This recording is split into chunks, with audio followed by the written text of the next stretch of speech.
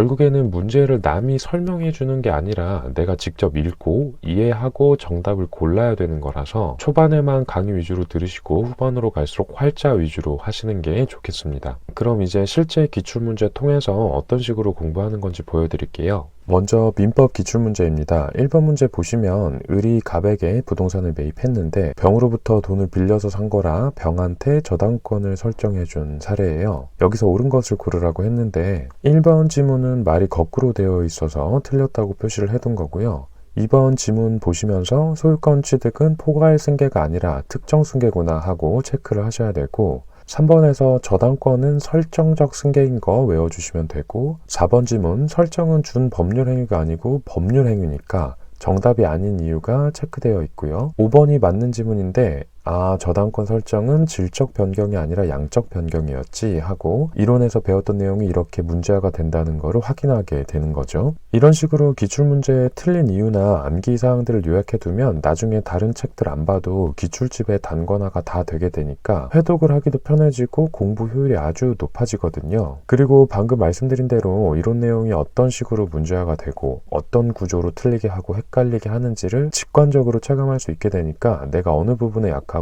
공부할 때 어떤 부분에 집중해야 되는지 피드백이 바로바로 됩니다. 하나만 더 볼까요? 안녕하세요. 12달입니다. 저도 시험 공부할 때 여러 합격 수기나 공부 팁 같은 것들을 많이 찾아봤었는데 공통적으로 강조가 되는 부분이 기출문제더라고요. 그래서 기출문제 위주로 공부를 했었고 좋은 성과를 얻었기 때문에 지금은 전적으로 동의를 하는 부분이고 또 실제로 영상에서도 계속해서 강조를 드리고 있는데 돌이켜보면은 처음에 들었던 생각은 그래서 이 기출문제를 가지고 어떻게 공부하라는 거지? 이런 생각이었어요. 그냥 기출 문제집을 풀기만 하면 되는 건지 아니면은 지문 하나하나 다 외워야 되는 건지 아니면 기출 문제풀이 강의를 들으면 되는 건지 막연했던 거죠. 그리고 최근에 달아주신 댓글에도 기출 문제 공부를 어떻게 하면 좋을지 고민하시는 내용이 있었어서 오늘 영상 준비하게 됐습니다. 먼저 간단하게 설명을 드리고 실제로 기출 문제들을 같이 보면서 어떻게 공부해야 되는지 상세하게 알려드릴 테니까 끝까지 보셔서 조금이라도 도움이 되시면 좋겠습니다. 우선 기출문제 공부법의 핵심은 문제를 푸는 것에 있지는 않아요.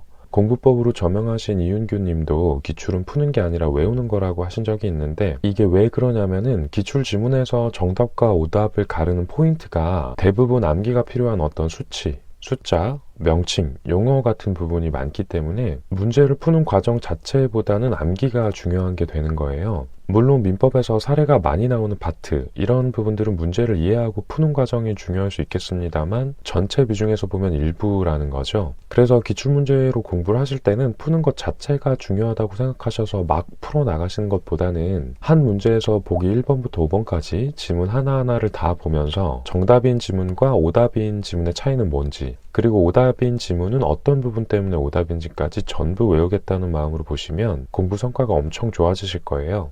이런 식으로 기출 문제집을 보시면 모의고사 점수에서 바로 반응이 오는 거를 확인하실 수 있는데 1회독만 했을 때랑 2회독 했을 때, 3회독 했을 때 조금씩 점수가 높아지실 테니까 그만큼 또 동기가 생기게 되거든요. 이 기출 지문을 하나하나 다 본다는 게 아주 간단하지만 강력한 공부 방법이에요. 지문 중에서는 매년 나오는 반복적인 지문도 많지만 진짜 어려운 가끔 나오는 지문들도 있거든요. 그래서 기출집 하나만으로 공부를 해도 기본 강의, 핵심 강의, 심화 강의, 백선 강의 이런 거를 전부 통합적으로 공부하게 되는 거라서 많은 분들께서 단기간에 효율을 높이려면 기출에 집중해야 된다고 하시는 거죠. 다만 계속해서 잘 이해도 안 되는 부분을 해설까지도 활자로 보면서 공부를 해 나가는 게 강의를 보는 것보다 상대적으로 어렵고 스트레스를 훨씬 많이 받기 때문에 보다 쉬운 방법으로 기출문제 해설 강의, 모의고사 해설 강의, 백선 해설 강의를 보시는 것도 추천드릴만 합니다. 그렇지만 계속 강의 위주로 들으시면 시간이 오래 걸리는 것도 걸리는 건데 결국에는 문제를 남이 설명해 주는 게 아니라 내가 직접 읽고 이해하고 정답을 골라야 되는 거라서 초반에만 강의 위주로 들으시고 후반으로 갈수록 활자 위주로 하시는 게 좋겠습니다. 그럼 이제 실제 기출문제 통해서 어떤 식으로 공부하는 건지 보여드릴게요.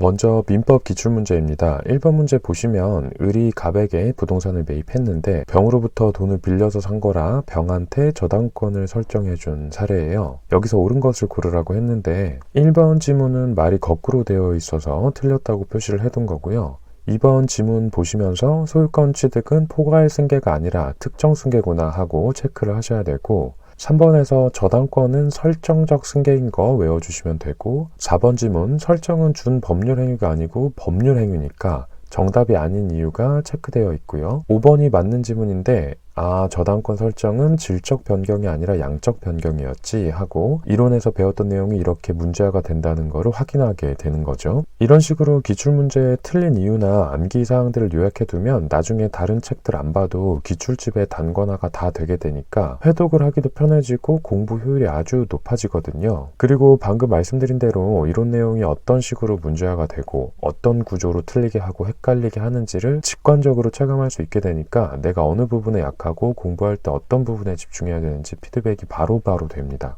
하나만 더 볼까요? 공법 중에서 건축법 파트인데 이 자료는 한종민 교수님 기출 자료이고요. 공법 너무 쉽게 잘 알려주시니까 아직 강의 안 고르신 분 계시다면 참고하시고요. 59번 문제에서 틀린 지문들을 체크해 둔 건데 1번 지문처럼 맞는 지문도 당연히 읽어야 되고 암기가 필요한 부분이 있으면 외워야 되는 거고요. 2번에서 부속 건축물만 있는 대지에 새롭게 주된 건축물을 지으면 증축이 아니라 신축이구나 체크하고 넘어가시면 되고, 4번, 5번에서는 연면적이 늘어나게 되면 대수선이라 재축이 아니라 증축이구나 확실하게 인지해 주시면 됩니다. 6번 지문이 건축법에서 얘기하는 이전이 맞으려면 내력벽 같은 주요 구조부 해체 없이 옮겨야 되는 거구나 이렇게 필기가 되어 있는 거고요. 또 건축법상 대수선에 해당하는 것들 암기 필요한 사항들이 이렇게 정리가 되어 있습니다.